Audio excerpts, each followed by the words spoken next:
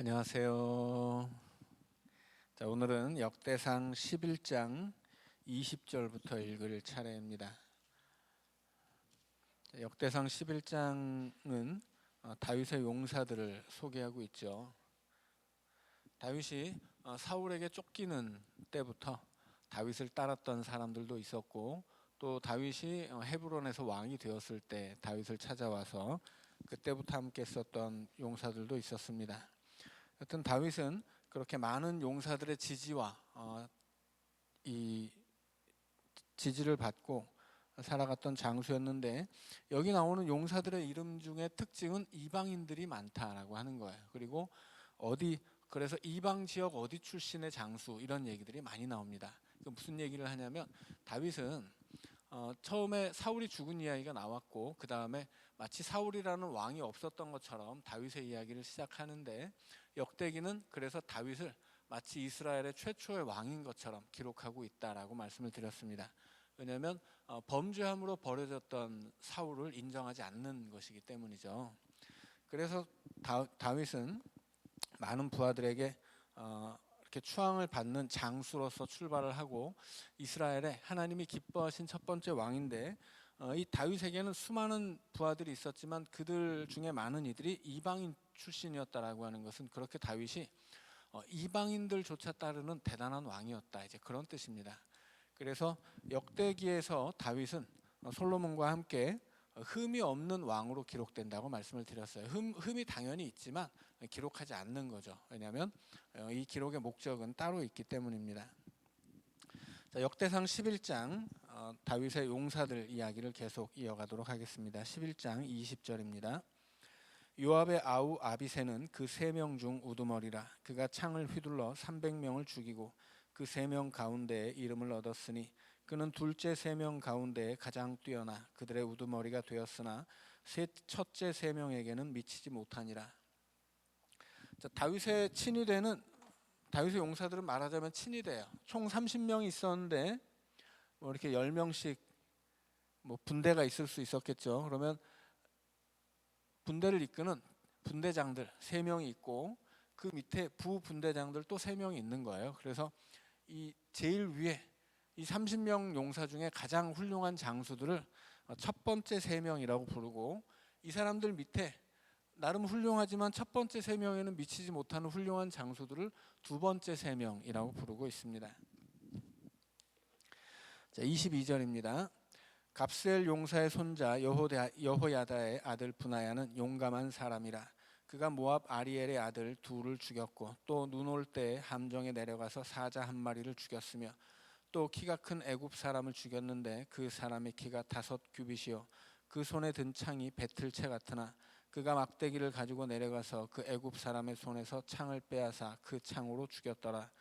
여호야다의 아들 브나야가 이런 일을 행하였으므로 세 용사 중에 이름을 얻고 30명 중에서는 뛰어나나 첫째 세 사람에게는 미치지 못하니라. 다윗이 그를 세워 시위 대장을 삼았더라. 자, 브나야라는 사람은 함정에 사자를 잡으려고 함정을 팠는데, 그 함정에 사자가 빠졌을 때 함정에 내려가서 1대1로 사자를 해치운 대단한 용사죠. 그리고 애굽 사람을 죽였는데 그 사람이 키가 5규빗이고 창이 배틀채 같았다고 그러죠. 자, 누구랑 비슷하냐면 골리앗과 거의 흡사한 거죠. 자, 그래서 이 다윗의 용사들 중에 이렇게 대단한 사람들이 있고, 다윗은 그 대단한 사람들조차 따르던 아주 더 대단한 장수이다, 이런 이야기입니다. 26절입니다. 또 군사 중에 큰 용사는 요압의 아우 아사헬과 베들레헴 사람 도도의 아들 엘하난과 하롤 사람 사뭇과 블론 사람 헬레스와 드고와 사람 이게스의 아들 이라와 아나돗 사람 아비에셀과 후사 사람 십부게와 아호와 사람 일레와 느도바 사람 마하레와 느도바 사람 바하나의 아들 헬렛과 베냐민 자손에 속한 기브아 사람 리베의 아들 이데와 비라돈 사람 분하야와 가스 시내가에 사는 후레와 아르바 사람 아비엘과 바하롬 사람 아스마웻과 사알본 사람 엘리아바와 기손 사람 하셈의 아들들과 하랄 사람 사게의 아들 요나단과 하랄 사람 사갈의 아들 아히암과 우의 아들 엘리밧과 무게랏 사람 헤벨과 블론 사람 아히야와 갈멜 사람 헤스로와 에스베의 아들 나아레와 나단의 아우 요엘과 하글의 아들 밀합과 암몬 사람 셀렉과 수르야의 아들 요압의 무기 잡은 자 베롯 사람 나하레와 이델 사람 이라와 이델 사람 가렙과 헷 사람 우리와와 알레의 아들 사밧과 루벤 자손 시사의 아들 곧 루벤 자손의 우두머리 아디나와 그 추종자 30명과 마아가의 아들 하난과 미덴 사람 요사밧과 아스드랏 사람 우시야와 야로엘 사람 호담의 아들 사마와 여이엘과 시므리의 아들 여디아델과 그의 아우디스 사람 요하와 마하위 사람 엘리엘과 엘라암의 아들 여리베와 요사위야와 모압 사람 이드마와 엘리엘과 오벳과 무소바 사람 야시엘이더라. 자, 이상이 다윗의 용사들입니다. 항상 다윗을 따르는 용사들은 그의 친위대 30명이었지만 전사자가 있으면 충원을 하기 때문에 총 숫자는 30보다 훨씬 많다라고 설명을 드렸습니다. 12장으로 넘어가면 다윗의 가장 최측근 용사들은 아니었지만 다윗을 따라다녔던 그의 용사들, 다윗이 거느렸던 군대들의 면모가 있습니다. 자, 여기에도 특징이 있어요. 자, 이제 이 앞에 11장에서는 다윗을 따르던 훌륭한 장수들의 이야기가 있는데 굉장히 많은 숫자가 이방인이었다면 이제 12장으로 오면 다윗을 따른 이스라엘 12지파의 사람들 이야기가 쭉 나와 있습니다. 그러니까 지금 다윗이 왕이 되는 이야기잖아요. 사울은 죽었고 다윗이 왕이 되어야 하는데 마치 사울이 없었던 것처럼 다윗이 왕으로 올라가는데 사울이 죽자마자 그를 따르던 사람들이 다 몰려와서 했던 얘기가 사울이 살아 있을 때도 사실은 당신이 이스라엘을 다스리던 왕이었습니다. 이런 얘기를 하죠. 그래서 그런 다윗을 소개하면서 다윗의 장수들이 이렇게 훌륭한 이방 사람들도 있으니 다윗은 이방인들도 존경하던 그런 장수였다 이야기를 하고요. 그리고 12장으로 오면 이스라엘 12지파에서 다윗을 따라다닌 용사들의 명단이 나와요. 그것은 다윗이 그만큼 이스라엘 모든 지파의 지지를 얻고 있었던 왕이었다. 그가 왕이 되기 전부터 이렇게 12지파는 그를 따르는 사람들이 있었다. 그래서 다윗의 정통성이라는 것은 뭐 두말할 필요가 없다. 이런 얘기를 하고 싶은 의도로 12장에 다윗을 따른 12지파 용사들의 이야기가 있습니다. 자, 그 첫 번째 이야기는 베냐민 지파 이야기예요. 12장 1절입니다. 다윗이 기스의 아들 사울로 말미암아 시글락에 숨어 있을 때 그에게 와서 싸움을 도운 용사 중에 든 자가 있었으니 그들은 활을 가지며 좌우 손을 올려 물매도 던지며 화살도 쏘는 자요 베냐민 지파 사울의 동족인데 그 이름은 이러하니라. 그 우두머리는 아히에셀이요 다음은 요아스이니 기브아 사람 스마아의 두 아들이요 또 아스마웻의 아들 여시엘과 벨렛과 또 브라가와 아나돗 사람 예후와 기브온 사람 곧 30명 중에 용사요 30명의 우두머리가 된 이스마야이며 또 예레미야와 야하시엘과 요하난과 그데라 사람 요사밧과 엘루세와 여리못과 부아랴와 스마랴와 하룹 사람 스바디아와 고라 사람들 엘가나와 이시야와 아사렐과 요에셀과 야소부함이며 그돌 사람 여로함의 아들 요엘라와 스바디아더라. 자, 제일 먼저 베냐민 지파가 나와요. 근데 베냐민 지파가 이스라엘 12지파 중에서는 막내 지파인데 베냐민 지파는 지난 시간에도 말씀드렸듯이 전쟁에 능한 용사들이라고 말씀드렸죠. 그래서 이 사람들은 뭐 활도 쏘고 칼도 잘 쓰고 심지어는 양손으로 물매도 던지는 사람이에요. 전천후 이 파이터라고 하는 이야기죠. 그런데 베냐민 지파를 굳이 제일 처음에 언급한 이유가 있어요. 그것은 이 베냐민 지파가 사울의 지파이기 때문이에요. 사울이라는 왕이 있었고 그 왕을 배출한 베냐민 지파가 있는데 심지어 베냐민 지파조차도 다윗을 따라다녔다. 그러니 사울이라는 사람은 정말 자기 지파도 건사하지 못하는 부적합한 사람이었고 다윗은 베냐민 지파조차 따르는 대단한 왕이었다. 그런 얘기를 하고 있습니다. 그래서 원래는 다윗이 블레셋 시글락으로 피난했던 것은 한참 뒤의 일이에요. 그러니까 다윗이 어려서부터 사울에게 쫓겨 다녔는데 실은 8절에서 광야에 있는 요새 이야기가 나오죠. 여기가 지금 유대 광야 이야기인데 이게 먼저 있었던 사건이에요. 그런데 먼저 있었던 사건보다 나중에 있었던 사건을 먼저 기록하는 이유는 여기서 베냐민 지파가 나오기 때문이에요. 그래서 다윗이 어떤 왕이냐 이것을 설명하기 위해서 베냐민 지파를 제일 먼저 언급을 하고, 그리고 시간의 순서를 뒤집어서 먼저 시글락에 있었던 나중 일이지만 이걸 앞으로 가져와서 먼저 이야기를 한 것입니다. 자, 8절입니다.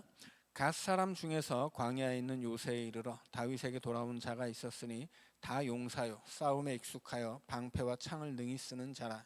그의 얼굴은 사자 같고 빠르기는 산의 사슴 같으니 그 우두머리는 에셀이요 둘째는 오바댜요 셋째는 엘리압이요 넷째는 미스만나요 다섯째는 예레미야요 여섯째는 앗대요 일곱째는 엘리엘이요 여덟째는 요하나니요 아홉째는 엘사밧이요 열째는 예레미야요 열한째는 막반네라. 이 갓 자손이 군대 지휘관이 되어 그는 그 작은 자는 백부장이요 그 큰 자는 천부장이더니 정월에 요단강 물이 모든 언덕에 넘칠 때에 이 무리가 강물을 건너서 골짜기에 있는 모든 자에게 동서로 도망하게 하였더라. 자, 이 13절에 요단강 물이 넘칠 때에 강물을 건넜다고 하죠. 자, 지금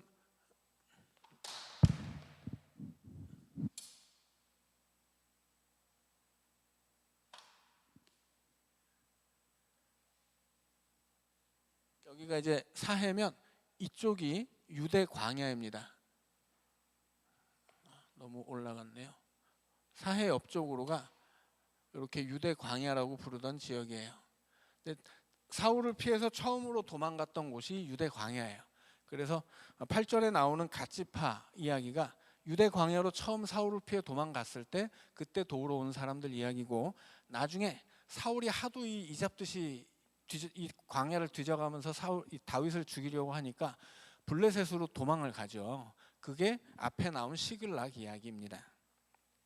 그러니까 시간의 순서로는 바뀐 거죠.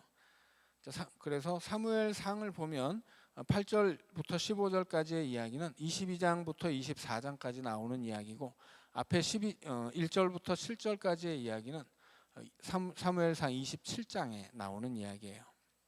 자, 그리고 16절로 넘어가면 이제 이번에는 베냐민과 유다 지파가 함께 나옵니다. 베냐민은 사울을 배출한 지파고 유다는 다윗의 지파죠. 그래서 이 두 지파가 동시에 다윗을 도왔다라고 하는 이야기를 하는 것입니다. 자, 16절입니다. 베냐민과 유다 자손 중에서 요새에 이르러 다윗에게 나오매 다윗이 나가서 맞아 그들에게 말하여 이르되 만일 너희가 평화로이 내게 와서 나를 돕고자 하면 내 마음이 너희 마음과 하나가 되려니와 만일 너희가 나를 속여 내 대적에게 넘기고자 하면 내 손에 불의함이 없으니 우리 조상들의 하나님이 감찰하시고 책망하시기를 원하노라 하매 그때 성령이 30명의 우두머리 아마새를 감싸시니 이르되 다윗이여 우리가 당신에게 속하겠고 이새의 아들이여 우리가 당신과 함께 있으리니 원하건대 평안하소서. 당신도 평안하고 당신을 돕는 자에게도 평안이 있을지니 이는 당신의 하나님이 당신을 도우심이니이다 한지라. 다윗이 그들을 받아들여 군대 지휘관을 삼았더라. 19절입니다. 여기서는 므낫세 지파의 이야기입니다. 다윗이 전에 블레셋 사람들과 함께 가서 사울을 치려 할 때 므낫세 지파에서 두어 사람이 다윗에게 돌아왔으나 다윗 등이 블레셋 사람들을 돕지 못하였음은 블레셋 사람들의 방백이 서로 의논하고 보내며 이르기를 그가 그의 왕 사울에게도 돌아가리니 우리 머리가 위태할까 하노라 함이라.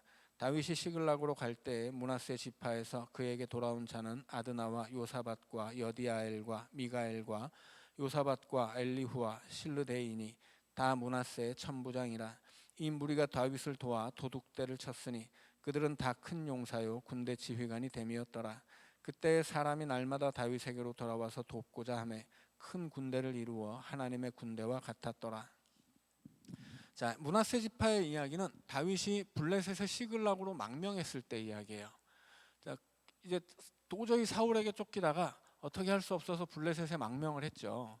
근데 블레셋에 망명한 것까지는 좋았는데 나중에 블레셋이 사울과 전쟁을 벌이게 됩니다. 이스라엘과. 그때 다윗은 블레셋에 망명을 한 처지였기 때문에 어쩔 수 없이 전장에 끌려 나가요. 그래서 자기를 따르던 군대를 이끌고 블레셋 왕 앞에 갔는데, 그때 너무나 다행스럽게도 블레셋 왕의 신하들이 다윗은 저 이스라엘 출신 아니냐, 만약에 전투가 벌어졌는데 저자가 말머리를 돌려서 우리를 치면 우린 다 죽을 테니 돌려보내자, 저자는 이 전장에 끼게 하면 안 된다, 이제 그런 이야기를 하죠. 그래서 다윗은 전쟁터 앞까지 갔다가 돌아오게 돼요. 자, 그런데 그 틈을 타서 다윗이 머물고 있었던 성에 아말렉이 쳐들어오죠. 이 아말렉은 사막의 도적대라 그렇게 빈집털이 전문이에요. 그래서 다윗이 주둔하고 있었던 성읍에 군대가 다 빠져나간 틈을 타서 아말렉이 빈집털이를 하죠. 그래서 재산뿐 아니라 모든 여인과 아이들을 싹 잡아가요. 그래서 다윗이 그 아말렉을 쫓아가서 토벌하고 또 그 아말렉이 가지고 있었던 재물마저 다 얻어오는 사건이 있었죠. 자, 그 얘기가 여기 나와 있는 겁니다. 그래서 21절에 나온 도둑대를 쳤다라고 하는 것이 그 아말렉 이야기를 하는 것이고요.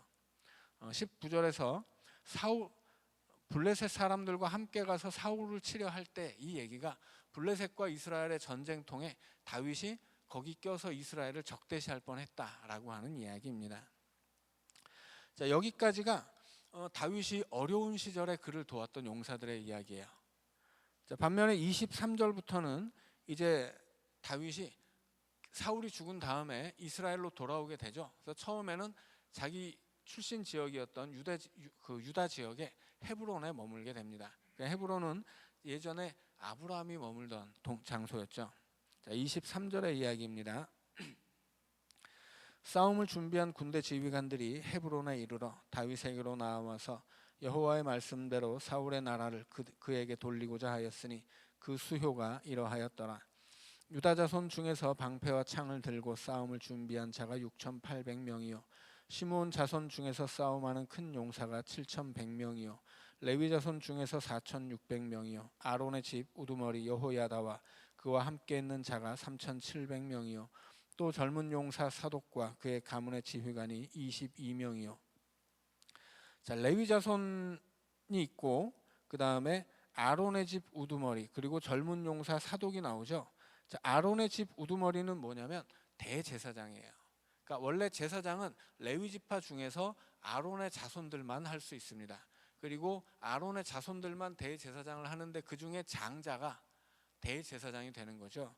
자, 그래서 레위 자손이 4,600명이고 특별히 레위 지파 안에서 제사장들조차 다윗을 쫓았다, 이런 얘기를 하고 있는 것입니다. 29절입니다. 베냐민 자손 곧 사울의 동족은 아직도 태반이나 사울의 집을 따르나 그 중에 나온 자가 3,000명이요 에브라임 자손 중에서 가족으로서 유명한 큰 용사가 28,000명이요 므낫세 반 지파 중에 이름이 기록된 자로서 와서 다윗을 세워 왕으로 삼으려 하는 자가 18,000명이요 이사갈 자손 중에서 시세를 알고 이스라엘이 마땅히 행할 것을 아는 우두머리가 200명이니 그들은 이 모든 형제를 통솔하는 자이며 스불론 중에서 모든 무기를 가지고 전열을 갖추고 두 마음을 품지 아니하고 능히 진영에 나아가서 싸움을 잘하는 자가 50,000명이요 납달리 중에서 지휘관 1,000명과 방패와 창을 가지고 따르는 자가 37,000명이요 단 자손 중에서 싸움을 잘하는 자가 28,600명이요 아셀 중에서 능히 진영에 나가서 싸움을 잘하는 자가 40,000명이요 요단 저편 루벤 자손과 갓 자손과 므낫세 반 지파 중에서 모든 무기를 가지고 능히 싸우는 자가 120,000명이었더라. 이렇게 많은 수십만의 군대가 다윗을 따랐다 하는 이야기입니다. 말씀드린 것처럼 이스라엘 12지파에서 빠진 데가 없어요. 그나마 적은 지파가 어디냐면 사울 출신이었던 베냐민 지파인데, 베냐민 지파에서도 아직은 사울을 따르지만 그 중에 3,000명이나 다윗을 따르고 있었다, 그런 얘기를 하죠.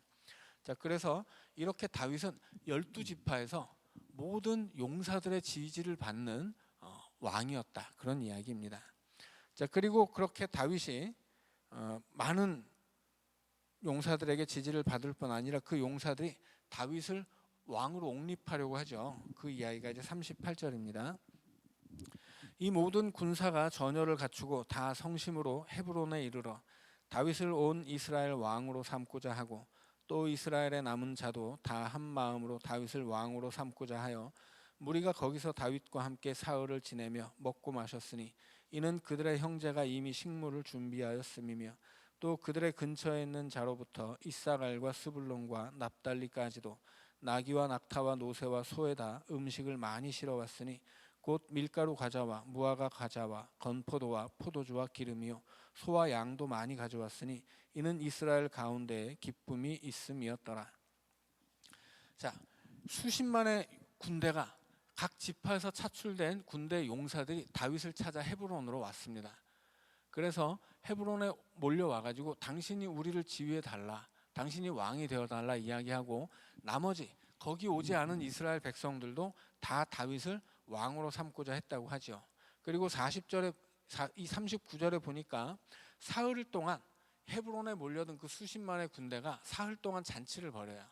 그래서 먹을 것을 막 엄청나게 준비했다 하죠. 그리고 멀리 있는 지파의 사람들도 나귀와 낙타와 노새와 소에다가 음식을 막 바리바리 들고 와가지고 다 같이 먹었다는 거예요. 무슨 얘기냐면 사울이 죽고 어떤 면에서는 앞선 왕이 죽었으면 이스라엘이 슬픔에 빠질 만도 한데 전혀 아니다 이거죠.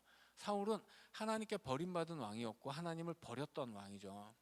그래서 그는 죽어도 마땅한 거예요. 그리고 예전부터 사울이 왕이었을 때부터 이스라엘의 왕 역할을 했었던 다윗에게 이스라엘의 모든 용사들이 찾아와서 우리의 왕이 되어달라 요청한 다음에는 잔치가 벌어지는 거예요. 3일 동안.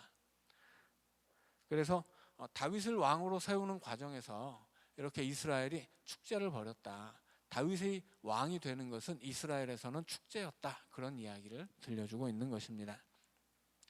13장으로 넘어가면 그렇게 왕으로 옹립된 다윗이 가장 처음 한 일이 무엇이냐 이것을 알려주는 이야기입니다. 그것은 하나님의 언약궤를 옮겨오는 일이었어요. 그런데 여기서 중요한 사항이 있죠. 뭐냐면 언약궤를 옮겨오는 이유입니다. 그것은 우리가 읽으면 알겠지만 하나님께 묻기 위해서예요. 하나님께 묻는다는 것은 이건 역대기에서는 가장 중요한 왕의 덕목입니다. 하나님께 물어야 돼요. 사울이 왜 죽었어요? 전쟁을 앞두고 신접한 여인을 찾아가서 전쟁이 어떻게 되겠냐고 묻습니다. 결국 이 신접한 여인을 찾아가 물었던 사울은 죽고 하나님의 세움을 받은 다윗은 하나님께 묻는다라고 하는 거예요. 그래서 구약 성경 안에 하나님께 묻는다는 이야기가 많이 나오는데 대략 한 160 몇 번이 나온다고 그래요. 그런데 그 중에 4분의 1이 역대기에 기록되어 있어요. 역대기에서 다윗은 계속 하나님께 묻는 사람이에요. 자, 13장 1절입니다. 다윗이 천부장과 백부장 곧 모든 지휘관과 더불어 의논하고 다윗이 이스라엘의 온 회중에게 이르되 만일 너희가 좋게 여기고 또 우리의 하나님 여호와께로 말미암았으면 우리가 이스라엘 온 땅에 남아있는 우리 형제와 또 초원이 딸린 성읍에 사는 제사장과 레위 사람에게 전령을 보내 그들을 우리에게로 모이게 하고 우리가 우리 하나님의 궤를 우리에게로 옮겨오자. 사울 때에는 우리가 궤 앞에서 묻지 아니하였느니라 하매 뭇 백성의 눈이 이 일을 좋게 여김으로 온 회중이 그대로 행하겠다 한지라. 이에 다윗이 애굽의 시홀 시내에서부터 하맛 어깃까지 온 이스라엘을 불러 모으고 기럇 여아림에서부터 하나님의 궤를 메어오고자 할세. 다윗이 온 이스라엘을 거느리고 바알라 곧 유다에 속한 기럇 여아림에 올라가서 여호와 하나님의 궤를 메어오려 하니 이는 여호와께서 그 두 그룹 사이에 계심으로 그러한 이름으로 일컬음을 받았더라.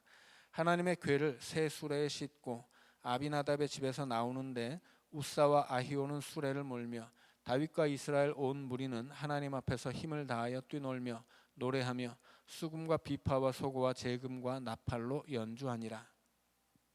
자, 여기까지 읽으면 굉장히 즐거운 축제가 벌어진 거예요.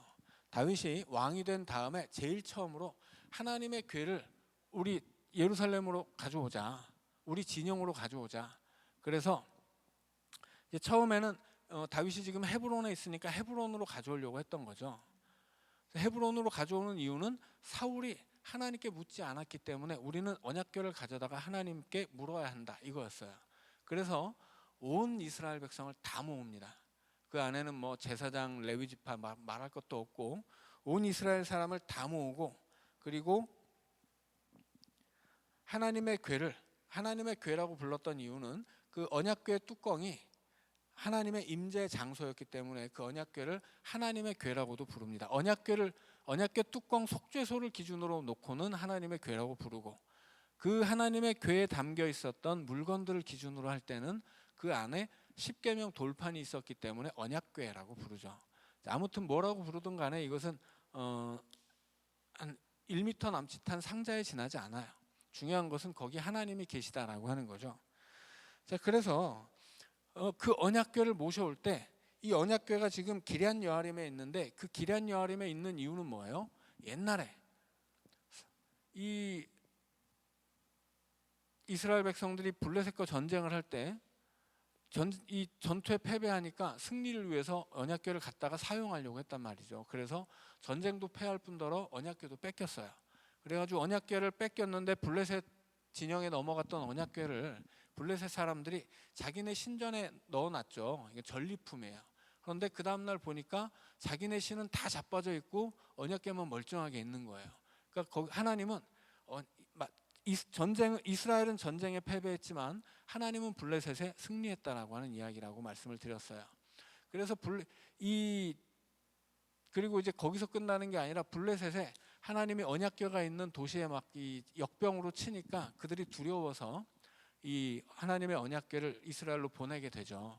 그런데 우리 가운데 일어난 일이 우연히 역병이 도는 것인지, 아니면 이 하나님의 궤를 우리에게 가져왔기 때문에 그 진노를 받는 것인지 몰랐기 때문에 이것을 확인하기 위해서 어떻게 하냐면 새끼를 가진 소를 수레에다 메고 그 수레에다가 언약궤를 싣고 보내죠. 그리고 새끼들은 뒤에 놓는 거예요. 새끼들이 울면 어미소가 뒤돌아봐야 되는데, 뒤돌아보면 우리 동네에 생긴 역병은 우연히 생긴 것이고, 만약에 새끼들이 뒤에서 우는데도 어미소가 쳐다도 안 보고 앞으로만 가면 이건 저 하나님이 우리에게 행한 일이다라고 이제 판단을 하기로 한 거죠. 그래서 그 어미소들이, 새끼소를 뒤에 놓은 어미소들이 언약궤를 메고 가는데 뒤돌아보지 않고 계속 이스라엘로 간단 말이에요. 그래서 이제 그것이 하나님의 역사였고 하나님의 블레셋의 신들에 대한 승리였다는 것을 확인한 거죠. 근데 문제는 그 언약궤가 이스라엘 진영에 왔는데 언약궤가 뭔지도 모르는 이스라엘 백성들이 언약궤 뚜껑을 열고 이게 뭐야 하고 이제 쳐다본 거죠. 그래서 7만 명이 죽어요. 근데 이제 그 여러 사본 안에는 7만 명이라고 기록된 사본도 있고 7천 명이라고 기록된 사본도 있어요. 근데 숫자가 중요한 건 아니죠. 중요한 것은 하나님의 언약궤는 하나님의 임재를 상징하는 것인데, 그걸 소홀하게 여긴, 아무것도 아닌 것처럼 여기고 구경하려고 했었던 사람들은 하나님 앞에 심판을 받는다는 이야기죠. 그래서 언약궤가 이스라엘 땅에 들어왔지만 오히려 이스라엘 사람들이 깜짝 놀라서 이 언약궤를 산속에다 버려요. 그리고 사울이 다스리던 이스라엘 시대에 한 번도 언약궤를 찾아오지 않습니다. 그래서 이 하나님의 임재를 상징하는 언약궤가 산속에 처박혀서 그냥 방치되어 있었던 거예요. 무서우니까. 그것이 그 방치된 장소가 기럇 여아림이고, 이제 다윗이 그 기럇 여아림으로 가서 이 언약궤를 자기네 동네로 이제 모셔오기로 한 거죠. 그래서 그 모셔오는 방법으로 세운 것이, 첫 번째는 온 이스라엘 백성을 다 긁어 모으는 거예요. 그래서 언약궤로 갑니다. 그리고 두 번째는 새 수레를 아주 멋지게 만들었겠죠. 하나님의 임재를 상징하는 언약궤를 모셔오는 수레니까 얼마나 멋있게 만들었겠어요. 새 수레를 만들어서 그 수레에다가 언약궤를 싣고 온단 말이에요. 그리고 그 언약궤가 오는 길에서 이제 난리가 났죠. 성가대 찬양을 하고 이 연주대는 연주를 하고 춤을 추고 하는데 어떻게 됐어요? 그 수레가 흔들리는 바람에 그 언약궤가 넘어질까봐 언약궤 손을 대는 웃사가 죽는 사건이 벌어져요. 그래서 다시 멈추게 되죠. 그래서 이 언약궤라는 것이, 다윗은 이 언약궤를 가져다가 내가 하나님께 물으면 큰 복을 받을 줄 알았는데 오히려 이거 함부로 건드렸다가는 다 죽는 거예요. 과거에 그 언약궤 함부로 건드렸다가 몇만이 죽었던 역사가 있고, 또 이 언약궤가 흔들릴까봐 언약궤 넘어지지 말라고 손 댔는데 죽어버린 거죠. 그 날르던 사람이. 그래서 언약궤 운송이 중단돼 버려요. 그러나 이것은 다윗의 실패라기보다는 다윗이 지금 다윗의 의도 자체는 분명하죠. 그는 신앙에 열심이 있었어요. 그리고 하나님을 잘 섬기고 싶었고 하나님께 묻고 싶었기 때문에 언약궤를 가져오는 것인데, 단지 뭐가 문제예요? 율법을 몰랐어요. 율법에 의하면 언약궤는 사람이 뭐 이렇게 수레에 실어서 옮기는 것도 아니고 손을 대서도 안 된단 말이에요. 왜냐하면 이 언약궤는 하나님이 임재하시는 거룩한 것이기 때문에 손을 댈 수가 없어요. 그래서 레위 지파 중에 한 가문의 자손들이 긴 장대를 언약궤에 매달아 놓은 이 고리를 매달아 놨거든요. 그 고리에다 장대를 끼고 가마를 매듯이 이렇게 사방에서 매가지고 그걸 옮겼단 말이에요. 그러니까 율법이 이 언약궤 옮기는 방법을 정해놨는데 다윗은 이 율법에 무지했던 거죠. 다만 율법에 무지했을지언정 그의 마음 자체는 하나님을 섬기고 싶었던 순수한 신앙이었다라고 하는 거예요. 그래서 언약궤를 옮겨오는 것은 실패하지만 이 언약궤를 옮기려고 했던 이야기 다음에 14장에 나오는 이야기는 하나님이 다윗에게 복을 주시는 이야기입니다. 아이러니하죠. 열왕기에서 다윗의 실패는 그가 정치적 욕심을 가지고 하나님의 언약궤를 이용하려고 했기 때문에 실패했던 거예요.